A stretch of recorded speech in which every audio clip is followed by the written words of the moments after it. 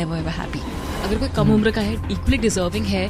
किसी ने बाकी कंटेस्टेंट्स को बीट करके अगर कोई कंपटीशन जीता है, ये एज लिमिट्स क्यों है ये age limits? Everybody is talking about Yo Yo's come back, but जो वो है ना, वो कोई नहीं हो सकता. बीट गुरु, बादशाह का सबसे पहला म्यूज़िक वीडियो था. मेरी लाइफ का सबसे पहला म्यूज़िक वीडियो, वो भी उस टाइम पे like with Honey Singh, Yo Yo Honey Singh. So at that time पे जब वो देसी कलाकार ही वाज प्लानिंग आउट, तो आई मीन योयो हनी सिंह सबसे पहले वो कलाकार थे जिन्होंने एक्ट्रेसेस के संग म्यूज़िक वीडियोज़ लाने का एक ट्रेंड स्टार्ट किया था, जिसे मैं कह सकती हूँ. So all of my favourite actresses, जितनी मेरी पसंदीदा एक्ट्रेसेस हैं, वो सब देसी कलाकार में फीचर होने वाली थी.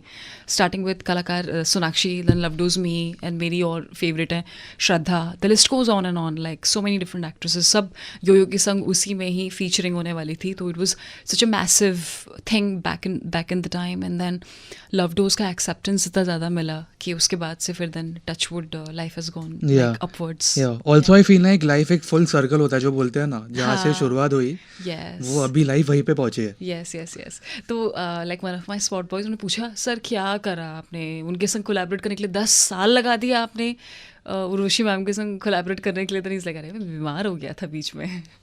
मैंने बोला ऐसे मत बोलो उनको. हाँ, बट मैं उसी पे आ रहा था कि मतलब जब मैंने भी ये नोटिस किया ना कि 10 साल का डिफरेंस है. 2014 मतलब आपकी भी लाइफ चेंज हुई होगी, बहुत सारे कुछ चेंजेस आए. एंड ऑब्वियसली विद पाजी, उनकी लाइफ में भी बहुत सारे चेंजेस आए, अप्स एंड डाउन्स. तो आपको क्या डिफरेंस दिखा मतलब उनमें? यस, आई मीन ये आपने बहुत ही अच्छा सवाल पूछा. Like from there 2014 2024, talent wise equally the same. I mean maybe more अभी, बट जो वो है ना, वो कोई नहीं हो सकता.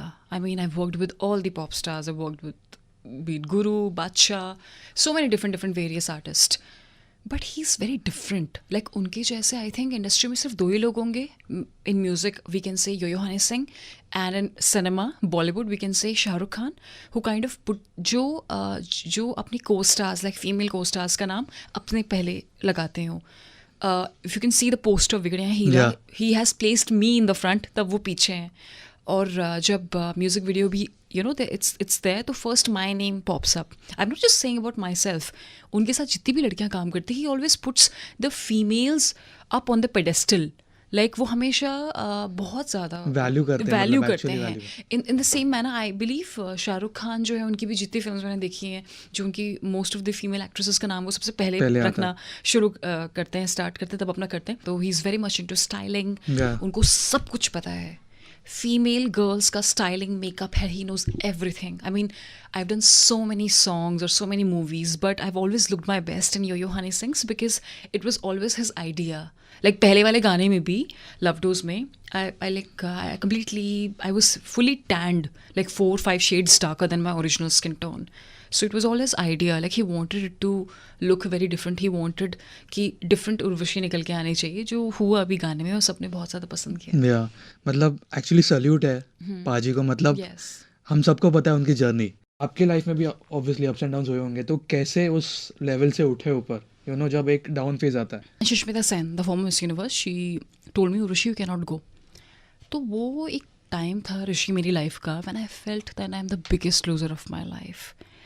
एंड क्योंकि वो स्टार्टिंग में ही ना इतना बड़ा मोमेंट दिख लिया था कि like because I literally worked so many years so hard for this moment, and in the end moment जीतने के बाद, getting the crown, getting the entire prizes, you were told कि आप नहीं जा सकते because of age factor.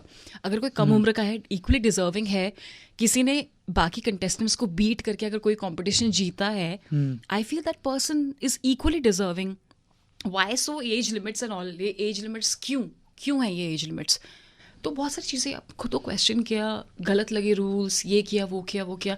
But then I entered into movies.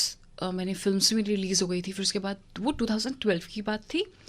2015 again I went as a contestant. और जब मैं एंटर किया, मैंने all the girls they were thinking कि why the hell, what is she judging our pageant or what? And I entered there like a contestant, and girls are listening to my song, daddy mummy hai ne ghar pe, because they all were like so nervous before actually auditioning. And I auditioned, and then all the girls were so like they did not wanted me to participate again, and I could actually feel that because there was like entire group and I was all alone.